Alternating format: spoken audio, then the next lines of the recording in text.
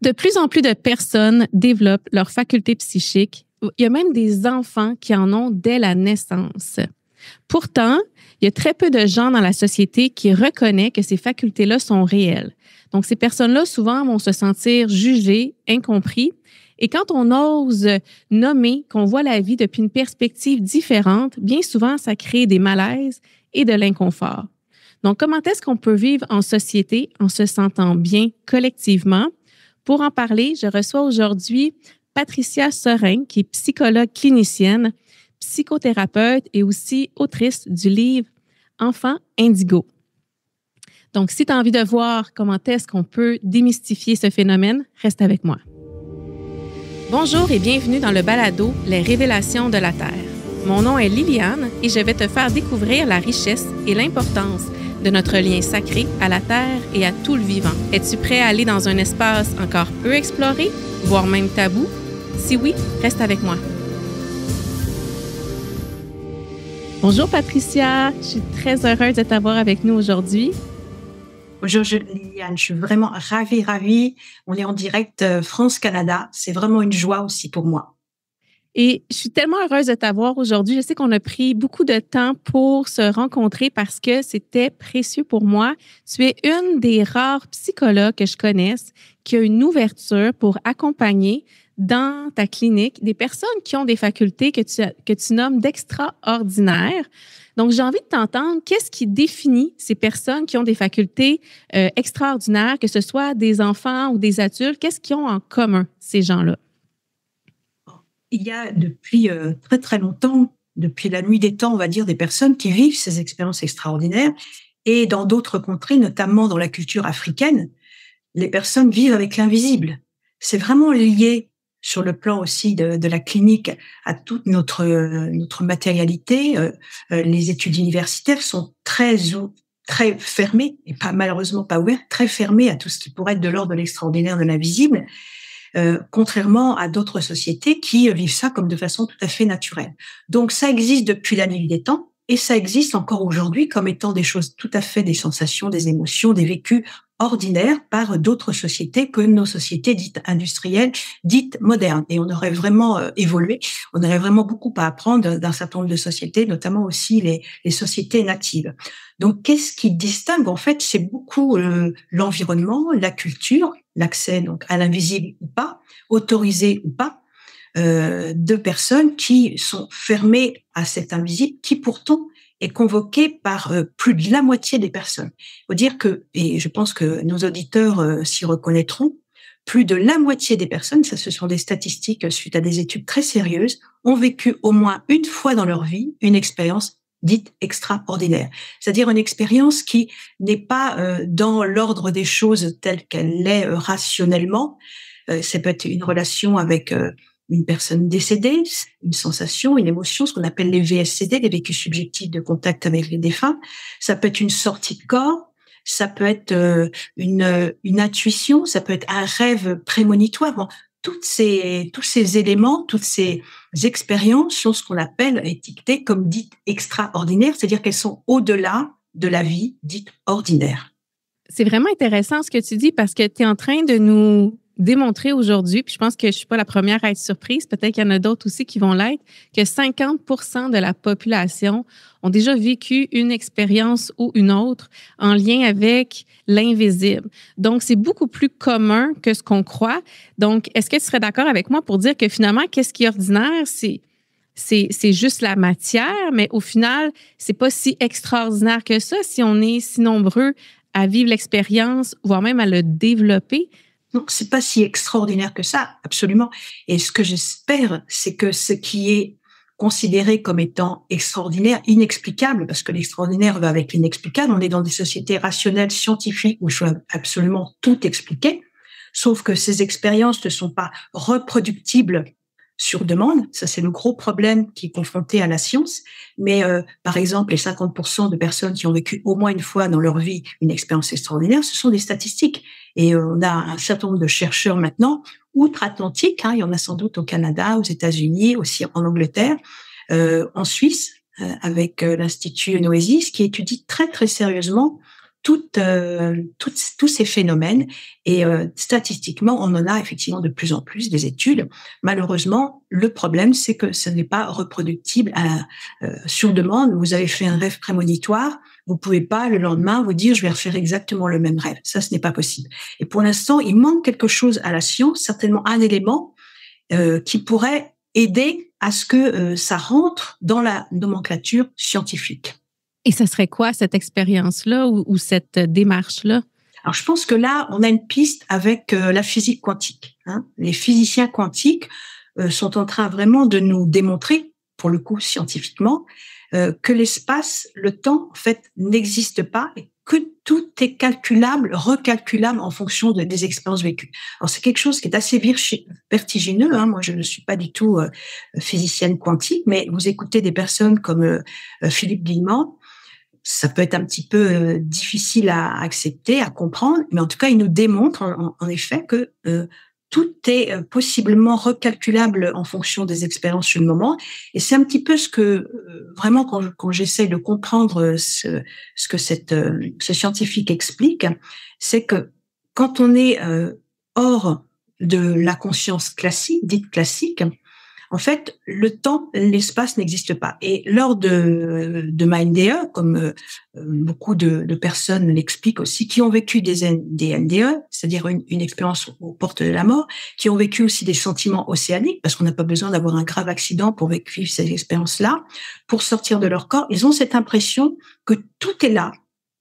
Et il nous manque justement un sens, comme il manque à la science quelque chose pour pouvoir vraiment expliquer et prouver, si tant est qu'on puisse le prouver un jour, tout est là, présent, dans le passé, dans le futur, dans le présent, et de façon panoramique.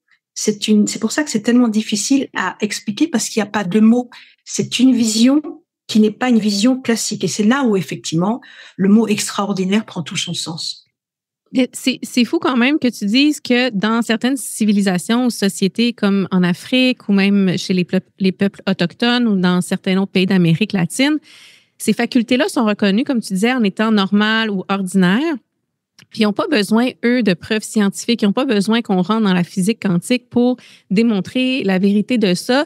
Et en accompagnant les gens ou les enfants, les éduquant dans ce système-là, ben, l'enfant grandit en développant une forme d'intelligence par rapport à cet invisible-là ou une stabilité intérieure ou une sécurité aussi en lien avec ce qui peut être perçu dans l'invisible.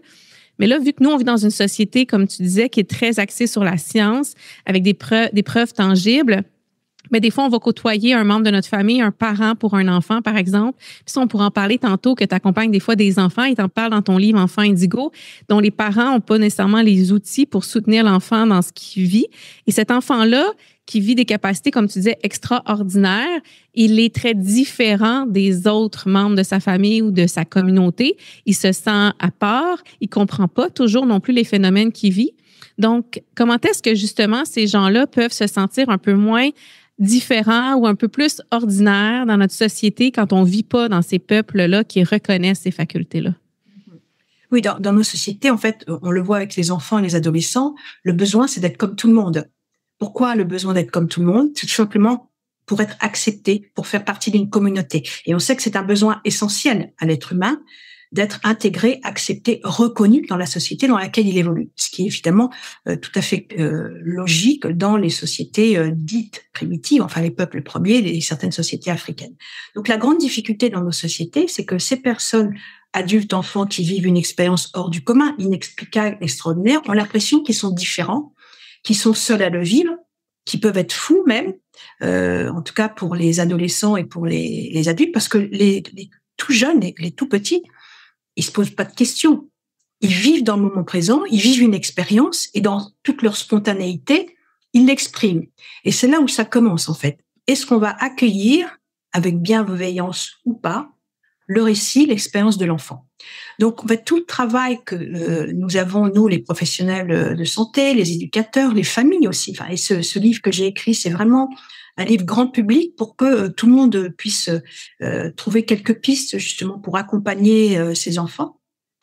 Parce que je trouve qu'il y a trop peu de travail sur ce public-là. On en fait On en donne beaucoup plus sur les adultes, mais sur les enfants, c'est très compliqué. Alors, je commence toujours par dire aux parents que c'est très bien qu'ils soient concernés par leur enfant, qu'ils peuvent être inquiets parce que effectivement, parfois, l'enfant a un problème de santé physique, un problème de santé mentale, et le fait que les parents puissent comprendre, enfin percevoir que leur enfant sort de l'ordinaire, exprime quelque chose qu'ils ne connaissent pas, ça les concerne dans le sens où en tant que parents, on veut absolument que notre enfant aille bien. Donc déjà, je félicite toujours les parents, je les remercie aussi de se poser des questions. Et moi, évidemment, je ne vois que ces parents-là, parce qu'il y a peut-être d'autres parents, malheureusement, qui vont dire à leur enfant, qui vont les traiter de menteurs, ce que tu dis, c'est n'importe quoi. Et alors là, l'enfant, à partir du moment où il n'est pas écouté, il va se fermer comme une huître, que ce soit en famille, que ce soit dans son cercle de copains pour les ados, évidemment, ou que ce soit à l'école, avec des éducateurs. Donc, la première des choses, c'est très bien que les parents puissent se poser des questions par rapport à leur enfant. Éventuellement, aller faire tout un bilan médical pour être sûr que l'enfant n'a pas de problème de santé. C'est vraiment la base. Et ensuite, ce que l'on conseille, c'est simplement l'écoute et la bienveillance, d'être présent, de ne pas faire semblant de dire « Ah oui, je vois comme toi, oui, tu as raison ». Non, tu vois ça, par exemple, un enfant qui voit un défunt, un enfant qui entend des voix, un enfant qui sent quelque chose, de lui dire « Écoute, moi je vois pas, je sens pas, mais j'accepte que toi tu puisses vivre ça. Est-ce que tu veux qu'on voit ensemble, on va faire un dessin, tu vas m'expliquer comment c'est ». Voilà, et à partir du moment où l'enfant sent qu'il n'est pas jugé, qu'il est accepté, qu'il est accueilli avec bienveillance, qu'il n'est pas traité de menteur, qu'on prend soin de lui, eh bien l'enfant, il va se libérer. Dans nos sociétés dites traditionnelles, en tout cas scientifiques, rationnelles, on peut aussi conseiller à l'enfant, surtout quand on est dans un milieu très fermé, très cartésien, de dire, tu sais, on est dans une famille où ces phénomènes-là, il n'y a pas beaucoup de gens qui les vivent et puis ils sont pas très ouverts. Donc, tu sais, ce sera notre petit secret à nous. Puis toi, quand tu te sentiras, quand tu vas grandir, tu peux en parler à des gens de confiance. Mais tu sais, il y a et de leur parler d'autres médiums aussi, leur montrer peut-être en fonction de leur âge naturellement que d'autres médiums ont vécu ce qu'ils ont vécu eux quand ils étaient enfants. Et qu'ils ont grandi avec ça, et puis qu'ils l'ont même développé, et qu'ils ont pu aider les autres grâce à ça. En tout cas, leur dire que c'est un talent, comme certains de leurs petits copains ont un talent pour le sport, pour le dessin, pour n'importe quoi. C'est un don, comme on a tous des dons. Voilà. Il se trouve cependant que, et ça c'était certainement un des thèmes qu'on souhaitait aborder, avec ces enfants, il y a de plus en plus d'enfants, ce sont aussi les personnes autour de moi qui s'occupent des enfants qui me disent, il y a de plus d'enfants qui naissent avec ces facultés-là. Alors de deux choses l'une, soit c'est parce qu'on est dans un monde qui petit à petit s'ouvre à l'extraordinaire, c'est possible, soit, et je serais un petit peu plus partante pour cette deuxième aussi interprétation, c'est que on est vraiment dans un monde qui est en train de changer. Ça, moi je suis pas porté trop à travailler là-dessus, mais les astrologues, par exemple, nous disent qu'on est sur un changement de paradigme. Tous les 26 000 ans, il y a quelque chose qui est en train de se faire. On voit bien que autour de nous, les vibrations sont en train de changer, qu'il y a de plus en plus, effectivement, même d'adultes qui s'ouvrent à toutes ces facultés, qui vivent des rêves prémonitoires, qui ont des intuitions qu'ils n'avaient pas auparavant. Donc certainement qu'il y a un frémissement. Et Dolores Cannon, la grande chercheuse qui était hypnothérapeute au départ, a vraiment fait un travail très intéressant en expliquant que, encore une hypothèse, que ça pouvait être des vagues de nouveaux enfants, de nouveaux jeunes, de nouveaux adultes qui arrivaient pour aider à ce changement de paradigme. Puisqu'on est dans une société, bon, c'est pas du tout un scoop, qui est très matérialiste, et qu'on arrive en fin de course. On le voit bien qu'on peut pas continuer à vivre comme ça, dans la prédation, dans la matérialité. Ce n'est plus possible. Quand tous ces enfants indigos et tous les gens qui ont une grande sensibilité, sont en connexion avec les animaux, avec la nature. Et c'est très violent ce qu'on ressent, la façon dont on traite la nature, dont on traite les animaux. Maintenant, d'ailleurs, il y a des lois qui protègent les animaux particulièrement, et la nature, il y a des défenseurs de la nature, alors qu'avant, on n'y pensait même pas, puisque on vivait avec la nature. Il y avait quand même une majorité d'agriculteurs dans nos campagnes et que c'était grâce à eux, grâce au travail de la terre qu'on vivait. Maintenant, il y en a très très peu. Ce sont aussi des très grandes exploitations et on use la terre sans la respecter. Ce que ne font pas du tout justement les peuples primitifs. Primitifs, c'est très péjoratif. Les peuples premiers, je préfère dire ça, qui eux sont vraiment dans le respect, dans la connexion, dans le partage avec la nature, avec les animaux. Donc là, on arrive à une fin de course dans une société matérialiste. Alors, le temps, on ne sait pas, c'est toujours pareil. Est-ce que ça va durer 10 ans, 20 ans, 50 ans, 100 ans? Mais en tout cas, on est sur une transformation très sensible qui pourrait expliquer l'arrivée massive quand même de ces enfants qui ont cette ouverture et qui, évidemment, arrivant avec beaucoup de sensibilité, de compréhension aussi du vivant, de ces communications avec le vivant, avec une mentalité aussi beaucoup plus ouverte à la vie, dans le sens noble du terme, puisqu'on est dans une société très morbide aussi, on ne parle que de peur, que de guerre, et eux, ils arrivent avec tellement d'amour et de lumière. Quand on voit ces enfants-là aussi, c'est des enfants tellement lumineux qui sont à l'opposé de cette noirceur que l'on peut ressentir. Donc, avec toute cette lumière d'amour qui arrive grâce à ces vagues d'enfants, je le souhaite évidemment de tout cœur. On va arriver à accompagner ce changement de paradigme pour quelque chose de plus beau. C'est peut-être un peu idéaliste ce que je dis, mais en tout cas, je le ressens comme tel. Et comme ces enfants arrivent effectivement en masse, eh bien, ça nous bouscule, nous les adultes, les parents, les éducateurs.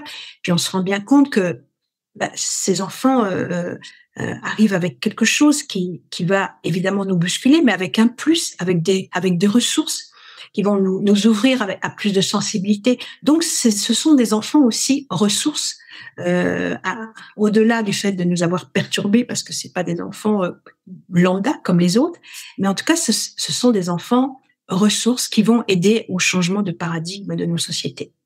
Donc, finalement, toute cette vague de mouvements de personnes qui veulent de plus en plus honorer, développer, reconnaître, accepter leurs facultés. Et comme tu dis, tous ces nouveaux enfants, moi j'aime bien les appeler les nouveaux enfants, parfois même les enfants, des fois cristal, dans le sens qu'ils ont une énergie très cristalline, très pure, et d'avoir la sensation que c'est important de les protéger, de les accompagner pour pas que cette société-là les brise en leur faisant comprendre qu'ils sont inadéquats, qui ont, eux, des problèmes peut-être de santé mentale ou du moins qui vont en développer par cette fracture-là entre leur façon de voir le monde, de le comprendre, de vouloir le soutenir, puis les autres qui vont les juger ou leur mettre des étiquettes. Puis là, j'ai un exemple un peu. Quand j'étais jeune, j'avais ces facultés-là, comme tu dis, très sensibles aux animaux, à la nature. Mais en me jugeant, ma famille, ou en reconnaissant pas, comme tu dis, il y a des parents qui vont soutenir, accompagner leurs enfants, même s'ils ne partagent pas les mêmes facultés, mais aussi des parents qui vont les juger. Ça fait qu'on développe une identité qui est un petit peu déficitaire pendant un certain temps, jusqu'à temps qu'on retrouve notre leadership plus à l'âge adulte puis qu'on l'assume. Donc, et j'ai même ma fille, par exemple, une fois est allée chez le médecin et elle faisait des tests oculaires et elle a dit à ma fille, qu'est-ce que tu vois? Et elle a décrit l'aura de la médecin. Donc, elle dit, je vois une couleur, telle couleur autour de toi, comme ça. Et quand tu bouges ta main comme ça, je vois la couleur qui se déplace. Et le médecin m'a regardé, a regardé ma fille. Et là, j'ai regardé ma fille. Je dis, non, il faut pas qu'elle aille là-dedans. Le médecin va penser qu'elle a des problèmes de vision, de santé mentale. Donc, elle m'a recommandé d'aller voir un optométriste. Et moi, j'ai dit à ma fille après, t'as vu l'aura, t'as vu l'énergie, mais les médecins ne reconnaissent pas ça. Ils vont penser que c'est des hallucinations visuelles. Donc, je sais qu'il y a peut-être des parents ou des gens qui m'écoutent en ce moment puis qui savent qu'ils doivent faire attention à ce qu'ils nomment à des spécialistes qui pourraient rapidement les mettre dans un diagnostic, alors que finalement, ils sont tout simplement en train d'avoir une perception différente. Puis moi, ce que j'aime beaucoup de ton travail et qui est très rare aussi, c'est que tu existes pour les parents, tu es une ressource pour les parents qui ne savent pas accompagner leurs enfants ou dont l'enfant a de la difficulté d'adaptation. Hein? Des fois, il y a des enfants en suradaptation dans la société pour cadrer dans ce moule-là. Tu le disais en début d'émission que l'enfant a besoin d'avoir un sentiment d'appartenance. Donc, de ne pas l'avoir, ce sentiment-là, ça peut créer des fois des inconforts émotionnels, psychologiques. Et toi, tu es là aussi pour soutenir les familles, les enfants, les adultes aussi. Et je trouve ça extraordinaire. Puis je pense qu'effectivement, on devrait être de plus en plus dans une société intégrative de ces enfants-là parce que, tu l'as dit, ils ont une mission. ils sont très importants. Donc, il faut les élever vers le haut et non pas leur mettre un petit couvercle sur la tête en leur disant que tout ça est faux. Sinon, ils pourront malheureusement pas œuvrer et être ces fameux leaders de demain.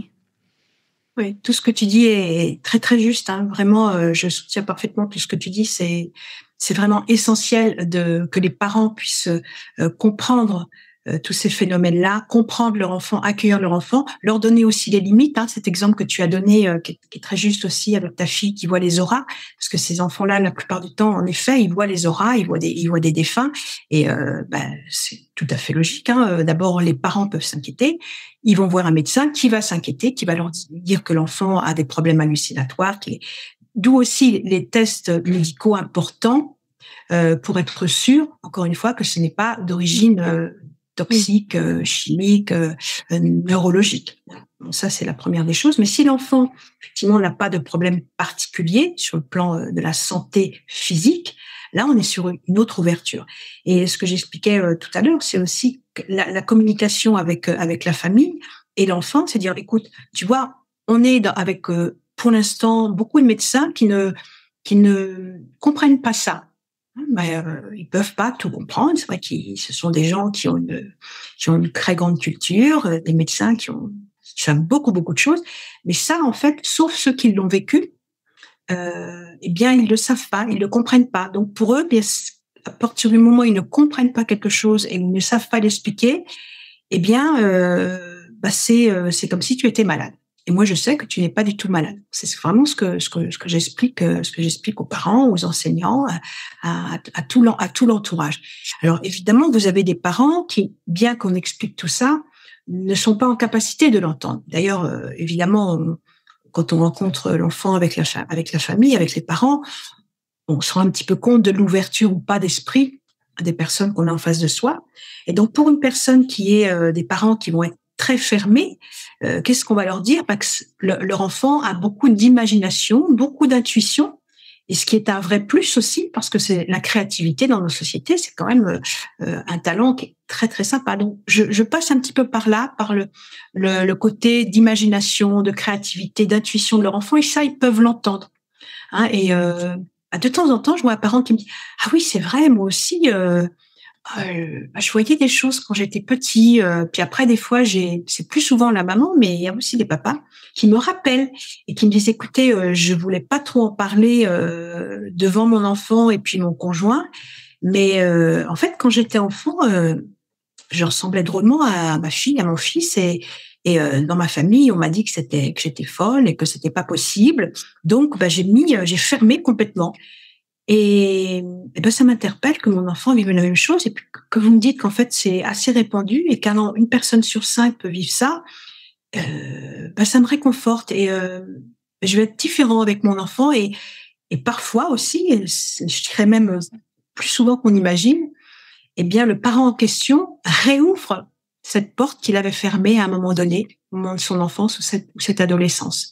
Et ça c'est merveilleux, parce qu'en magique. fait c'est magique, c'est ça. Au lieu de faire 2 fermetures, eh bien, on va réussir à faire 2 ouvertures qui vont participer à cet accompagnement de notre nouveau monde. Oui, surtout que tu disais en début d'émission qu'il y a environ 50% des gens qui ont déjà vécu une expérience paranormale ou extraordinaire. Et finalement, quand on creuse, on se rend compte qu'on est un peu plus tous similaires qu'on l'imagine, et que bien qu'il y a des gens très rationnels et pragmatiques ou scientifiques qui sont beaucoup dans le mental, donc c'est difficile pour eux de se reconnecter à l'intuition ou aux sensations plus physiques ou environnementaux. La majorité des gens, j'aurais même tendance à dire tout le monde porte ça en eux et tout le monde peut le développer. Donc, c'est pour ça qu'éventuellement, ce qui serait l'idéal, c'est que ça devienne une norme. Puis, je pense que c'est ça le penchant que tu disais dans le renouveau planétaire, avec ces limites de l'hypercapitalisme et de cette pensée très polarisante aussi, de voir que le monde est beaucoup plus complexe. Et moi, ça me fait penser quand j'ai osé m'assumer, parce que moi, étant enfant, ça avait été très difficile de nommer ces visions-là ou ces sagesses-là, parce que des fois, j'avais des enseignements aussi que je recevais, que je partageais avec mes parents. Donc, du haut de mes 7-8 ans, je pouvais avoir des sagesses qui venaient pas de eux. Donc, ça peut être confrontant aussi des fois pour mes parents. Et en vieillissant comme ça, en l'assumant plus, ben en osant en parler aux gens autour de moi, parce qu'éventuellement j'ai écrit des livres, j'ai ouvert mon entreprise. Étonnamment, j'ai des oncles, des tantes qui sont venus s'asseoir à côté de moi durant les parties de Noël pour me dire, tu sais, Liliane, moi aussi j'ai déjà vécu ça, moi aussi j'ai cette impression-là, moi aussi je crois à ça. Et là, certains sont venus ensuite faire des formations avec moi.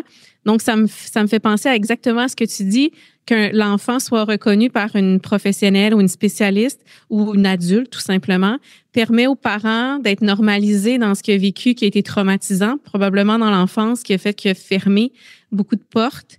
Et moi, ce que ça me dit, c'est que plus on va être dans notre leadership, plus on va l'assumer, plus on va faire un phénomène de boule de neige. Et ceux qui ont eu peur ou ceux qu'on leur a demandé de se taire vont peut-être oser traverser peut-être le corridor de peur qui les habite encore pour éventuellement arriver de l'autre côté où ils vont eux aussi s'aimer et se reconnaître à l'intérieur de ça. Oui, libérer la parole grâce à l'exemple. À l'exemple de ceux qui parlent et qui expriment, qui n'ont plus peur, puisqu'on sait que, bien sûr, la peur, c'est l'opposé de l'amour. Et quand on écoute son enfant avec amour, avec bienveillance, l'enfant, il a plus peur. Et en effet, tu disais très bien, ça fait boule de neige. Parce qu'on voit quelqu'un qui est tranquille, qui est posé, qui est intégré dans la société et qui exprime très naturellement vivre des expériences comme ça. Alors, c'est pas tant que c'est normal, c'est surtout de normaliser ces expériences dans le sens où on a tous des capacités différentes, ce que j'expliquais, on a tous des talents différents, mais qu'on a tous en nous un potentiel, effectivement, d'intuition qu'on va plus ou moins développer. Et le problème n'est pas de ne pas avoir d'expérience extraordinaire, en fait. Le problème n'est pas de pas avoir beaucoup d'intuition. C'est juste que on n'est pas spécialement doué, et puis que ça ne nous intéresse pas non plus. On a le droit également que ça ne nous intéresse pas. L'important, c'est qu'on sache que ça existe. On a une propension à être attiré par la musique, à être attiré par la nature, à avoir besoin de peindre, à vivre certaines expériences inexplicables. Ok, mais il faut plus non plus que ça fasse à l'opposé une obligation, une norme dans le sens où si vous ne vivez pas ça, vous n'êtes pas normal. Non, c'est la diversité et l'acceptation de cette diversité qui fait la richesse du monde et qui fait que notre monde est à pouvoir alimenter par toute cette créativité tellement différente. L'unicité, finalement, de dire qu'on est semblable, mais unique et de respecter cette unicité-là. Mais j'aimais beaucoup aussi quand tu disais que ce qu'il y a en commun avec ces enfants-là ou ces personnes-là qui développent leurs facultés extrasensorielles, ils ont une attirance et un respect différent envers les animaux et la nature. Puis effectivement, de voir la nature seulement depuis une perspective très matérialiste ou économique, ça fait qu'on n'a pas d'empathie, puis on reconnaît pas qui ils peuvent être réellement et à quoi ils peuvent vraiment servir sur Terre et comment est-ce qu'on peut être en relation avec eux sans tout détruire pour avoir des gains. Donc, il y a aussi quelque chose de sain dans le fait de dire si je développe mes facultés psychiques ou si je m'intéresse à la nature et les animaux puis que j'ouvre cet univers-là, ben il y a une vie en société ou une vie collective qui va avoir une richesse à un autre degré que si on reste chacun enfermé dans nos modes de pensée ou dans tout ce qui est plus 3D, la matière, il y a quand même moi, des fois, je vais dire à mes élèves, tu sais, soit le développement des facultés psychiques à travers les animaux et les plantes, c'est comme une excuse pour ouvrir tellement à plus grand puis découvrir réellement qui on est, dans quel monde on vit.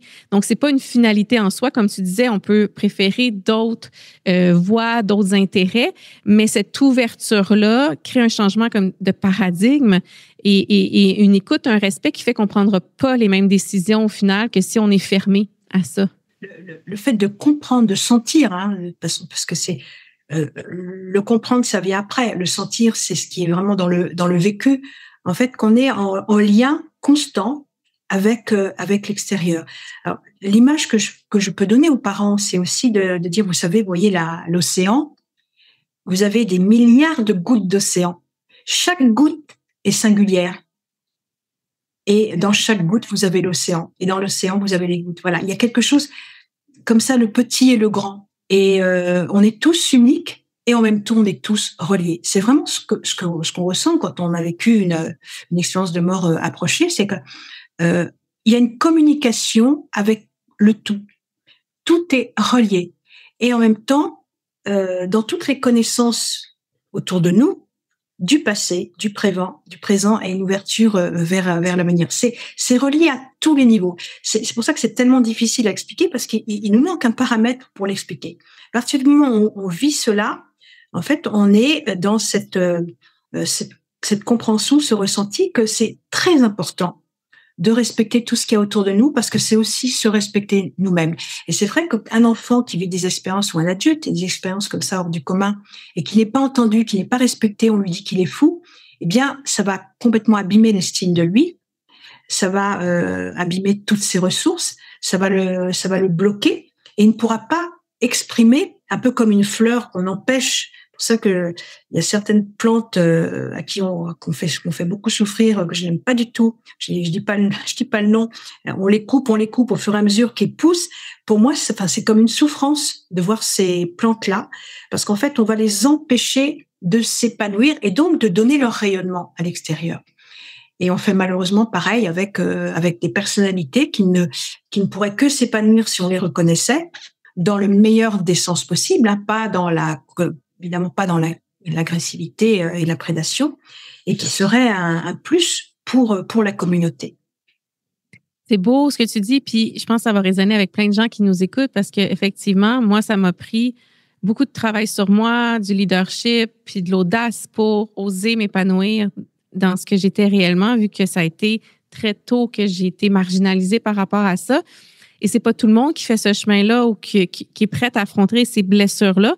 Alors que si déjà en amont, on n'amène pas de blessures comme ça à l'enfant, on le normalise, on le fait sentir adéquat, on l'aide à se connaître, on l'aide à maîtriser cette énergie-là, à se comprendre, parce que ça peut être déstabilisant pour tout le monde de toucher à l'invisible comme ça, de voir des choses qu'on ne maîtrise pas, qu'on ne comprend pas, surtout dans le cerveau d'un enfant plus jeune. Puis finalement, on développe des troubles anxieux ou des problèmes de comportement, des difficultés émotionnelles, puis après ça, un diagnostic pourrait venir, voire même de la médication pour certaines personnes, qu'ils soient enfants ou adultes. Alors qu'au final, c'est la société qui a amené cette maladie-là mentale, ou du moins ce déséquilibre-là mental, parce que si à la source, à la racine, on avait pris le temps d'aider les uns et les autres à se comprendre, il y aurait une sécurité intérieure, une clarté d'esprit, une sagesse qui viendrait de ça et on serait plus équilibré comme société. Donc, je pense que c'est un appel important, peut-être qu'on fait aujourd'hui avec l'émission.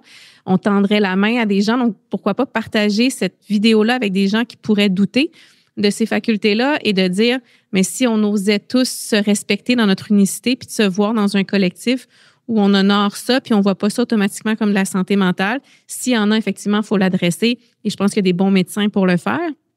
Mais ça se peut que ça ne le soit pas non plus, comme tu l'as nommé, et d'être capable de voir la différence. Parce que quand même, le cerveau fonctionne pas pareil. Et je me rappelle, dans ton livre, t'expliques aussi comment le cerveau de ces gens-là fonctionne et ils réfléchissent pas, ils voient pas les choses de la même façon. Est-ce que tu veux nous parler un petit peu justement de qu'est-ce qui définit la différence dans leur cerveau des personnes qui ont des facultés extraordinaires? Alors, ils ont un cerveau souvent en arborescence, hein, c'est-à-dire qu'il n'y a pas le rationnel d'un côté, l'imagination de l'autre. En fait, tout est relié. On reparle encore une fois de cette reliance, hein. Et pour eux, il n'y a pas de cloisonnement. Et d'ailleurs, dans l'éducation, hein, c'est important aussi d'accompagner les parents à ce niveau-là. C'est que c'est important que ces enfants qui n'ont des fois pas de limites et qui peuvent être ingérables, il faut le reconnaître. C'est pas évident non plus d'accompagner ces enfants qui veulent tout le temps, c'est des monsieur, madame, pourquoi, ils sont tout le temps en train de chercher, en train de comprendre. Enfin, on a beaucoup de mal à les canaliser, de leur apprendre les limites pour eux, de respecter la limite des autres et de se faire respecter même par, je dirais, par les vécus extraordinaires, parce que vous avez un jeune enfant, c'est-à-dire on a beaucoup de témoignages là-dessus, qui se réveille en pleine nuit avec ce qu'on peut appeler des entités, des fantômes, peu importe le nom qu'on met, et qui a très peur. Eh bien, c'est aussi d'apprendre à l'enfant à dire stop. Alors, c'est très différent des cauchemars ou des terreurs nocturnes. Ça, c'est autre chose. La terreur nocturne, en fait, tous les petits vivent plus ou moins ça vers 2-3 ans. C'est-à-dire qu'ils ont à un moment donné, pendant la nuit, ils se réveillent en hurlant. Il faut surtout, enfin, on a l'impression qu'ils se réveillent, pardon. En fait, ils sont complètement endormis. Et là, c'est une maturation du cerveau qui est en train de se faire. Et le lendemain matin, ils se souviennent plus de rien. Le cauchemar, ça les réveille réellement. Et là, ils ont besoin qu'on les réconforte, etc. Et un autre expérience, c'est l'enfant qui voit des défunts autour de lui. Alors si c'est sa grand-mère chérie qui est décédée et qui vient l'accompagner, ou malheureusement des fois un des parents, papa, maman qui est décédé, il y a aucun problème, l'enfant il est très très réconforté. Et plus il est petit, plus il va trouver ça normal. Mais là où un enfant peut être vraiment en grande terreur, et on a des livres de médiums qui expliquent ce qui leur est arrivé. Hein. Heureusement, vous avez pas mal de médiums qui ont écrit des livres maintenant à ce sujet. Il y a une documentation, des vidéos, des livres.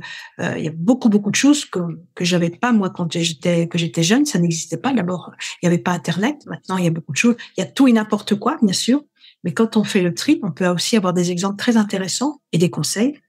Et d'apprendre à l'enfant à respecter son entourage, effectivement à respecter les limites des autres, mais aussi à savoir poser ses limites et à dire non, au même titre que nous, on va pas faire rentrer n'importe qui, mais d'aider l'enfant, et ça va lui donner aussi une meilleure conscience de lui, une meilleure confiance en lui, l'apprendre à dire non, comme on dit, on éduque un enfant, personne n'a le droit de toucher à ton corps. Ça, c'est ce qu'on fait heureusement maintenant, hein, en éducation, en accompagnement, mais aussi de dire, si tu as des êtres, des visions autour de toi qui viennent te déranger, te faire peur, tu leur dis non. Et de leur dire, écoute, si tu n'y arrives pas, je vais t'aider. Bon, après, il y a pour des parents un peu plus ouverts, je dirais, il y a des possibilités. Moi, dans mon livre, je cite notamment un exemple où un papa ne croyait pas du tout à ce que vivait son adolescence, enfin son très très jeune adolescent, jeune adulte. Et en fait, je pense pas qu'il a été persuadé après l'intervention d'un médium, mais par le biais de la grand-mère, la maman a convoqué un médium pour intervenir, parce qu'il y avait apparemment des entités. Et le père a dit, ok, bon maintenant ça va, tout va bien. Je pense pas il était plus ouvert, mais au moins, à minimum, il a dit, ok, j'observe le changement, et c'est tout ce qui compte. Et déjà même ça, simplement, de dire après l'intervention d'un médium, il y a quelque chose qui a changé, tout va bien. Et s'il y avait que ça, déjà, ce serait vraiment pas mal. Oui, puis tu as raison de dire ce qui peut nous rapprocher des gens plus rationnels ou qui doutent, en fait, c'est les validations. Parce que c'est un peu ça aussi la recherche scientifique, c'est d'aller chercher des preuves, des validations par rapport à une hypothèse. Moi, ça me fait penser aussi à mon conjoint qui était par contre très respectueux de notre différence, très aimant de qui j'étais, même si lui ne partage pas nécessairement les mêmes croyances ou les mêmes expériences. Par contre, à force de vivre avec moi pendant autant d'années et de voir tout le temps des faits ou des résultats concrets par rapport aux visions que j'ai ou à ce que j'expérimente ou à ce que je lui nomme, que ce soit une prémonition ou la pensée de quelqu'un ou une communication avec un animal, mais il finit par ne plus douter. Il ne sait pas vraiment comment tout ça fonctionne, mais effectivement, cette validation-là vient rassurer ces gens rationnels-là. Après, ils ne se posent pas plus de questions, mais au moins, ça apaise la relation. Exactement. Tu as dit aussi quelque chose de très intéressant par rapport au fait que socialement, tranquillement, en s'ouvrant, on va créer aussi une dynamique où la diversité va être plus inclusive, le respect de chacun. On n'essaiera pas non plus de trop vouloir que les autres nous ressemblent ou que les autres soient comme nous. Et cette division-là crée beaucoup de souffrance aussi dans la société. Des fois, on veut faire un changement complet de paradigme dans une société, tout mettre à terre, tout reconstruire, mais au final, c'est de co-créer ensemble avec la différence de chacun, puis de voir comment le cerveau de l'un est utile dans la société, comment le cerveau de l'autre a son utilité aussi. Puis si on prend le temps d'écouter les uns et les autres, tout le monde peut contribuer à sa façon à un équilibre finalement. Oui, ce que j'entends, c'est que tu préconises beaucoup d'écoute et de douceur. C'est que ça se fasse tranquillement, par imprégnation. Et par la preuve aussi, puisque la preuve, c'est ma compagne, elle m'a dit que notre animal, il avait ceci, cela, tel problème. Moi, je vois rien du tout. Et effectivement, tu pouvais le ressentir bien avant que l'animal développe un problème. Et l'animal en question a développé un problème. Donc là, dans ton exemple, ton conjoint, à force, donc c'est sur un plan phénoménologique, et les études pour l'instant sont faites comme ça, parce qu'on n'a pas encore cette possibilité de reproduire sur commande, c'est que statistiquement, on observe. on valide, on se rend compte, grâce aux chiffres, que un certain nombre de personnes ont vécu telle expérience, et que dans toutes les sociétés, là, Evelyne Elsasser-Ballarino, Elsasser en Suisse, a fait une très vaste étude sur l'Europe, l'Angleterre, sur le vécu subjectif de contact avec les défunts. Et maintenant, elle est partie faire les mêmes études en Chine et en Inde. Et elle va sensiblement, comme elle a fait avant avec les EMI, elle va sensiblement obtenir les mêmes statistiques finalement. Donc, comme quoi ces expériences réelles sont là et sont partagées par des milliers, si ce n'est des millions de personnes. Donc, sur le plan phénoménologique, effectivement, on peut nommer que telle expérience est très largement partagée. Pour les expériences scientifiques, après on parlait de répétition, ça sera autre chose. Mais cette idée d'imprégnation, douceur dont tu parles, de respect de la différence de chacun, qui fait la richesse de la société, ça c'est essentiel. Et en effet, de pas passer d'une société matérialiste telle qu'on est à une société post-matérialiste, mais dans le sens où je dirais l'extraordinaire deviendrait la norme. Non, évidemment, c'est pas possible de pouvoir passer de tout l'un à tout l'autre. C'est juste d'accepter toutes les différences et d'accueillir l'extraordinaire comme étant en effet potentiellement inexplicable, mais en étant de toute façon quelque chose qui est vécu par des millions de personnes et qu'il est important de respecter en tant que tel. Oui. Puis si je pourrais donner un conseil à des gens qui doutent puis que des fois, ils ont l'attitude de vouloir challenger la personne qui est devant eux pour avoir la preuve de ce que lui recherche. Et comme tu l'as dit, des fois, on peut pas répéter un rêve prémonitoire, on peut pas répéter une intuition qu'on reçoit. On vit une expérience. Pour certaines personnes, ça va être que des expériences spontanées qui n'auront pas commandé, qui n'auront pas prédit. Donc là, c'est difficile de le reproduire pour eux. D'autres personnes vont le développer davantage, comme moi avec mes élèves. Quand je leur apprends à faire de la communication animale ou végétale, on entraîne ce muscle-là sur une base plus régulière. Donc après, ça devient beaucoup plus naturel. On peut répéter l'expérience plus facilement. Mais pour les personnes qui sont autour de nous, souvent, parce qu'ils croient que c'est vrai ou c'est faux, il faut absolument qu'eux soient convaincus d'un côté ou l'autre. Fait qu'on est vraiment dans des polarités, dans le tout blanc, tout noir, c'est oui ou c'est non. Et là, ça peut être très déstabilisant pour un enfant ou un adulte qui est en train d'assumer son leadership spirituel ou d'honorer ces facultés-là, de les intégrer dans sa vie de façon plus régulière, de sentir qu'il doit prouver d'une façon que l'autre s'attend comment est-ce que ça devrait avoir lieu.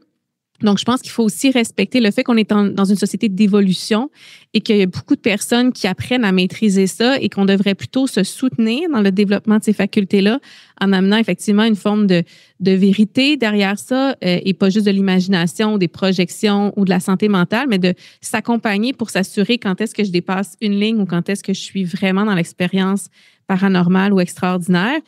Et de soutenir comme on soutiendrait un enfant qui apprend à lire et à écrire, plutôt que de mettre au pied du mur quelqu'un avec agressivité ou doute, puis de lui dire « là, tu vas me le prouver aujourd'hui, sinon je te crois pas », parce que pour n'importe qui est sensible à ça, c'est pas quelque chose qu'on va faire sur commande quand l'autre le veut en mettant la personne en stress.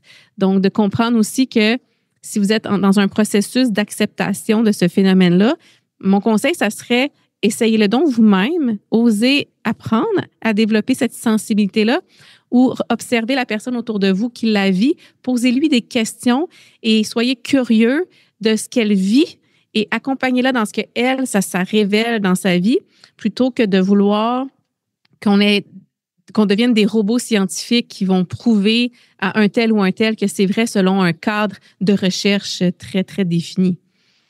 Es-tu d'accord avec moi?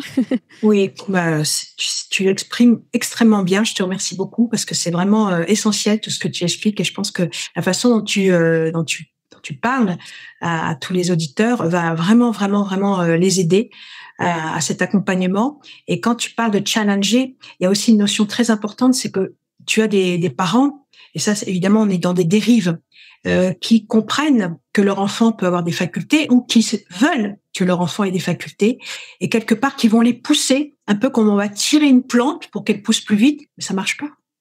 Donc ça aussi, pour les parents qui qui seraient convaincus, mais qui voudraient aller peut-être malheureusement un peu trop au-delà, ne pas pousser leur enfant. On le voit d'ailleurs avec, par exemple, des jeunes musiciens ou des jeunes sportifs, des parents qui veulent absolument pousser l'enfant. Bien, on est encore une fois dans le manque de respect de qui est l'enfant, de sa singularité, de son développement et de son rythme. De son rythme, oui. Oui. Et d'accueillir en effet, comme tu l'expliques si bien, il y a plusieurs médias. Explique-moi, dessine-moi, comment tu le vis, quelle couleur tu mettrais à ce que tu ressens. Il y a plein d'astuces comme ça, d'outils qu'on peut utiliser pour aider l'enfant avec des supports, avec des jouets pour qu'il explique ce qu'il vit, ce qu'il ressent, et ça va l'aider justement à extérioriser des choses. Mais en même temps, à contrario, ne surtout jamais pousser un enfant parce que c'est totalement contre-productif et on ne respecte pas non plus qui il est. J'aime ça ce que tu dis, puis je fais un clin d'œil à mes élèves qui, eux, peuvent s'auto-infliger cette fameuse dynamique parent-enfant à l'intérieur d'eux. C'est-à-dire que moi, je les soutiens dans le respect du rythme, avec un exercice, un autre, une exploration, donc partage ce que tu vis, ce que tu as ressenti. Et des élèves, on vit beaucoup de colère, d'insatisfaction parce qu'ils veulent que ça arrive tout de suite, en une semaine, de telle façon et pas de telle autre façon. Donc, au lieu d'être curieux de découvrir comment cette énergie-là se mouvoie en eux, ils ont des attentes prédéfinies et ils doivent eux-mêmes cadrer dans leurs propres attentes définies. Donc, ils sont comme un parent malveillant avec un enfant qui cherche à découvrir ça en tirant sur la plante. Et je leur dis souvent, on respire, on se calme. Respecte ton rythme, vas-y une étape à la fois, sois doux et bienveillant. Donc, les qualités, donc ceux, effectivement, qui veulent développer ces facultés-là, parce que des fois, il y en a qui se comparent à d'autres ou parce que c'est un mouvement qui prend de l'ampleur, donc on veut être comme les autres, on veut avoir les gains, les avantages qui viennent avec ces facultés-là.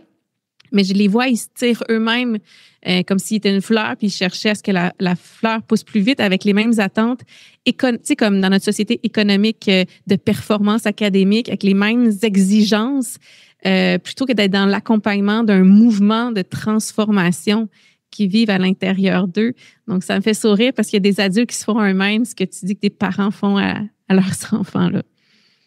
Oui, puis on est dans une société où tout doit aller très vite et avoir un résultat dans une société de performance où on veut voir un résultat très vite, très, très rapide. Et pour les jeunes, ce que je n'ai pas connu, qui sont nés avec Internet, avec le côté tout de suite, avec les livraisons à domicile, enfin, tout est là présent. Il y a beaucoup, on manque de capacité à supporter la frustration, de goût à l'effort. Donc, ils veulent tout de suite. Et évidemment, il y a aussi ce biais dans les expériences extraordinaires que quand on vit une expérience extraordinaire, quand on commence à sentir, pour les adultes aussi d'ailleurs, hein, quand on commence à sentir quelque chose, eh bien, on veut aller de plus en plus vite. Et ça ne marche pas comme ça. On peut avoir une expérience majeure d'ouverture à la spiritualité par un accident, par un sentiment océanique, après un deuil. Et puis ensuite, le travail d'intégration, il est très, très long. Il peut durer toute la vie. C'est pas parce qu'un jour, on va avoir une ouverture incroyable que ça va durer tout le temps, que ça va être comme ça tous les jours. Et ça, c'est vraiment un message important à passer aussi, c'est de pouvoir accompagner avec patience, qui est à l'opposé de ce que l'on vit aujourd'hui, le tout très vite dans la performance et dans les résultats. C'est vrai. Et quand je me souviens très, très bien, quand j'étais enfant à la maternelle, on nous avait, la plupart des parents ont vécu ça, on nous avait appris comment attendre le temps, aussi la patience, avec l'exemple des graines de lentilles dans du coton. Je sais pas si tu as vécu ça. Ça c'est quelque chose que moi j'ai fait faire aussi. On met des lentilles dans du coton humide. Et on va dire, tu vas voir, il va y avoir des petites pousses qui vont pousser. Et l'enfant, qui attend tout de suite, regarde en attendant que la pousse vienne tout de suite. Et non, il faut attendre plusieurs jours. Rien que ces petits exercices, c'est un exemple parmi tant d'autres. Dans la nature aussi, là, nous, ici en France, on a le printemps qu'on a attendu depuis longtemps. Et là, c'est une explosion avec les bourgeons, avec les fleurs. Et on a attendu l'hiver. Et c'est vrai qu'on fonctionne par cycle. Et de parler de la nature et des saisons aussi aux enfants, du fait qu'il faut attendre, comme un animal aussi, il est tout petit, un bébé il est tout petit, il va grandir et il faut du temps. Dans le ventre de la maman, il faut 9 mois un maximum, pour que le bébé il soit complet, il puisse naître. Avec des exemples comme ça, c'est assez intéressant en fonction de l'âge de l'enfant aussi, de leur apprendre la patience et que tout se construit progressivement. C'est vrai. Puis moi, ce que j'entends dans ce que tu dis aussi et que j'aime beaucoup partager avec mes élèves qui des fois les confrontent un peu, c'est de développer des qualités à travers le développement de ces facultés-là. Comme tu dis, devenir une meilleure personne, est-ce que j'ai de la patience? Est-ce que j'ai du respect envers moi-même? Est-ce que je respecte les cycles? Est-ce que j'ai une compréhension plus calme, plus sage du fonctionnement de la vie, de moi? Donc, on peut pas vraiment développer des facultés si on est beaucoup dans la résistance, la colère, comme tu dis aussi, dans la prédation, l'agressivité, la violence. Donc, toutes les belles qualités finalement que ça nous amène à développer fait de nous une meilleure personne. Donc, avec nos facultés, après, on les utilise aussi de manière adéquate, de manière saine aussi pour les autres et on tombe pas dans ce qu'on a pu voir des fois dans la manipulation ou des fois dans des films, on va voir des sorcières malveillantes. Là, on va dire, OK, j'ai des facultés, certes, mais j'ai tellement développé des belles qualités à travers tout ça que je l'utilise d'un espace de paix et d'amour qui est encore plus grand. Je ne l'utilise pas comme un pouvoir sur les autres. Exactement, de pas... oui, merci de le dire, de ne pas avoir un pouvoir sur les autres. C'est très bien dit. Et merci infiniment, Patricia. C'était tellement intéressant. Je pense qu'on aurait pu encore continuer. J'ai envie de vous entendre. Laissez des commentaires si vous voulez pour qu'on puisse vous répondre. Peut-être des anecdotes de vie personnelle. Ça doit peut-être résonner beaucoup de choses en vous depuis l'enfance, surtout si vous avez vécu des traumas en lien avec ça. Si vous avez envie de découvrir Patricia Serin, je vous invite à visiter son site Internet. Elle pratique en France en cabinet, mais elle est aussi autrice du livre Enfant Indigo et sur son site Internet, on va mettre le lien dans la vidéo. À ce moment-là, vous allez pouvoir trouver toutes ces ressources pour pouvoir avoir de l'information si ça vous intéresse. En terminant, Patricia, est-ce que tu aimerais nous dire un mot, une phrase clé ou un outil que tu aimerais que les gens repartent après cette émission-là? Le mot-clé, c'est l'amour, accompagné par la bienveillance, par l'écoute, par l'attention, par le fait d'être concerné par ce que l'on vit en nous et à ce que chacun vit autour de nous, avec le lien avec la nature, avec les animaux. Voilà, c'est un petit peu un résumé de ce que l'on a dit aujourd'hui, que tu as tellement bien expliqué toi-même. Hein, je te remercie vraiment parce que tu as eu tout un tas d'expressions et de ressources qui ont été transmises à nos auditeurs que je n'étais pas, moi, en capacité d'exprimer. Donc, c'est vraiment une complémentarité entre nous deux. Donc, voilà, c'est aussi cette complémentarité qui est entre nous deux, comme on doit tous être en complémentarité et au respect les uns des autres et de la vie autour de nous. Merci d'exister, Patricia. Merci d'être une psychologue clinicienne qui assume et qui honore l'extraordinaire. On aurait besoin de plus de ceci dans notre monde. Merci de nous inspirer à ce point-là. Et merci à tous nos éditeurs pour oser, vous aussi, vous assumer pleinement. Et je nous souhaite une société meilleure et, comme le dit Patricia, dans l'amour. Donc, je vous souhaite une belle fin de journée.